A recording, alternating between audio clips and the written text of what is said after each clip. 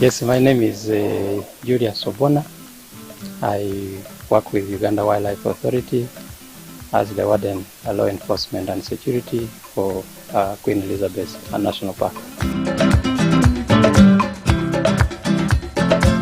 As a person in charge of law enforcement, we are not only concerned with enforcing the law inside the park, but we also ensure that we respond to issues of human-wildlife conflict. And these days, actually, we prefer calling it human-wildlife relations other than conflict. Yeah, because we can't avoid interactions between wildlife and human beings. So what we do is that as the park, we have got a number of interventions that we have put in place. One, we are doing electric fence to ensure that we fence the national park, especially we are dealing with areas which are prone, where we have got a lot of animals crossing out and raiding crops for the communities. So once this fence is done, we are hopeful that they will stop these animals from crossing and destroying crops for the communities. We also have areas where we have got trenches that we have dug, and this trench also does a lot in terms of stopping these animals from crossing from the park into the community areas.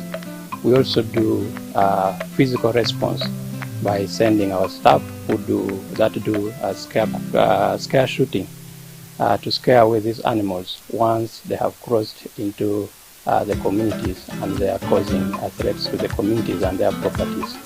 So we also do sensitization. We sensitize communities on how they can live amidst these animals, how they can ensure that they interact with these animals without negative impacts on both sides.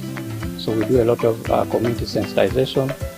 We sensitize them so that once these animals have crossed into the community areas, they're also able to inform us so that we can respond in time to ensure that we save their crops so that they are not damaged. So basically those are the things that we do. We work in partnership with the various stakeholders, including other stakeholders in security, the UPDF, the police, to ensure that we protect the crops of the communities. And for those that are probably injured, when we get information, we give a hand. We go, we ensure that they are taken to the hospital and they get the proper medication.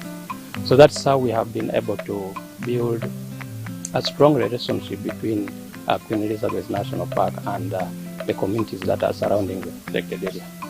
Poaching poses a serious challenge to conservation, and as law enforcement, we ensure that those involved in poaching, first of all, are apprehended. Once they are apprehended, the matter is investigated, this person is taken to police, and then the court process is gone through. And where a person is found guilty by court, definitely he will face the penalties that is given by the court. But also, we have made it very easy for us now that to ensure that we patrol our areas, that we are trying to go, we are trying to use technology in doing our operations. So we do not only rely on foot patrols by our rangers, but we have also brought in now the drone technology where we are able to patrol quite a big chunk of area within a few period of time. And once the drone has detected any form of illegality, then our foot patrols can be able to respond and will either cause arrest and rescue the situation. So as law enforcement, we work as units. We have got quite a number of units that work together. We have got the operation units that deals with the conducting of operations. We have got our intelligence units that ensure that they gather enough information from surrounding areas and also within the protected areas, which information we are then able to use them to deploy our patrol teams that will respond depending on actionable intelligence information that we have received. We also have the investigations unit this unit, once suspects have been apprehended, once we have information about probably suspected wildlife products in a place, the investigations unit will take over this matter. They investigate this matter, and once there is sufficient evidence, then arrests are caused. And once arrests are caused, probably a search is made jointly with the police, and the matter still ends up in court. We also have the prosecution unit that help us prosecute these offenders once the files have been completed and have gone through the necessary processes of investigations, of sanctioning by the Director of Public Prosecution, and then it goes to court. So we have the prosecution unit that helps us to prosecute these offenders, and that way we have been able to go through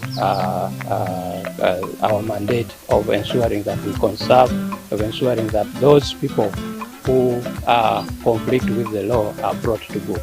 Following the incident that occurred last year on the 17th of October, we have put in quite a number of strategies that we are implementing to ensure that a repeat of such kind of thing doesn't occur again.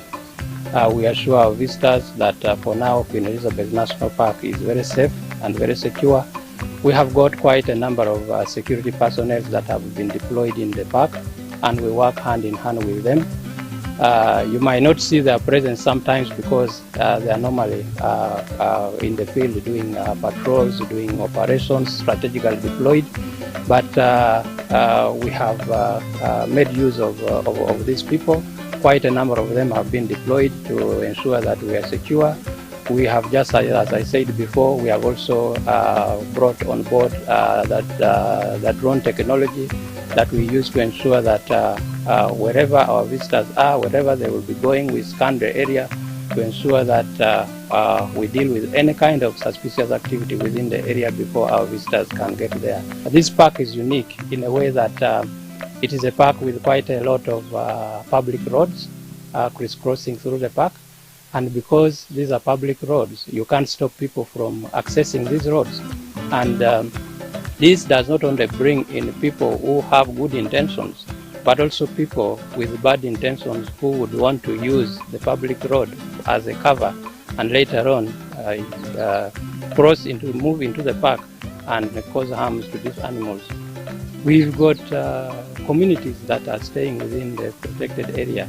The park has about 11 enclaves, fishing villages, and some of these have now transformed into town council. And these ones poses quite a number of threats to conservation. But however, being a biosphere reserve, this is a unique protected area where humans are supposed to coexist with the wildlife. However, what is important now is how do we remedy some of these challenges. My name is Masereka Sylvester. I work with the Queen Elizabeth National Park as the Assistant Warden in Community Conservation, but also in charge of human-wildlife relations. And I take this opportunity to welcome a team from UPC to come and look at what we do with the communities. And the Queen Elizabeth National Park is actually a large area. The size of the area is over 2,400 square kilometers, and we have 8 districts where we operate. So it's a very large area, and we have been having a challenge of human-wildlife conflicts, whereby communities and wild animals interface and cause certain conflicts. And in addressing these conflicts, as Queen Elizabeth National Park, we have a number of interventions. We have beekeeping as an intervention to chase away some of these animals. We have community wildlife scouts. We have trenches and many others. And we kept looking around at how we can have a permanent solution to this until we came up to electric fencing, which we have right away from here. And so far we have faced about 65 kilometers of this park. And our target is to face off all the fenceable areas by electric fencing so that the wild animals can remain in the park and the communities can remain outside. Before we started this electric fencing, of course there were so many complaints from communities. People were complaining all over, and the complaints could not stop here. They could reach up there until they were listened to, and there was soliciting of funds to construct the electric fence. And of course, on daily basis, we collect data whereby wild animals have reached communities, destroying their property. We do collect that data. And when we were starting this project of electric fencing, we had to look at those hot spots. They are the ones we started with. And one of them is this Chikorongo, where we are right now. And we have first off there an area of over 40 kilometers within Kasese district. Before we applied this technology of electric fencing, several studies were made, and there were several benchmarking exercises to other countries where this kind of activity had started before. Like our staff had to go to Kenya to benchmark what is happening there, and they borrowed the idea, and that's why we also implemented it here. And the power you are seeing comes in pulses. It is there not to kill the animals but to shock. Though it's of high voltage, but it's of low current, whereby when the animal is shocked, it will have a chance to move away from the face. And once it moves away, of course, because of that pain of the shocking, it will not come back. It will just move away when it has not been injured or killed. It is solar powered. We don't use hydropower because solar powered can remain there under our control. And when it is solar powered, of course, we have solar panels.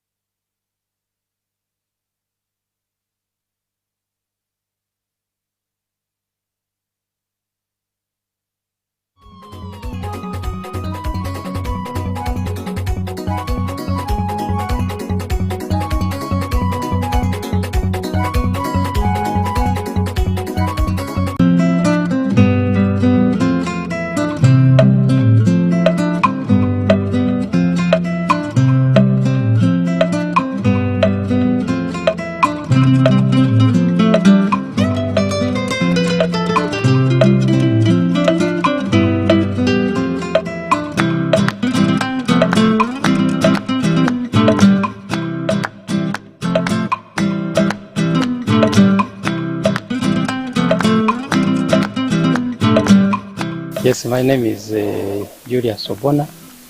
I work with Uganda Wildlife Authority as the warden, law enforcement and security for Queen Elizabeth National Park. Yeah, as the person in charge of law enforcement, we are not only concerned with enforcing the law inside the park, but we also ensure that we respond.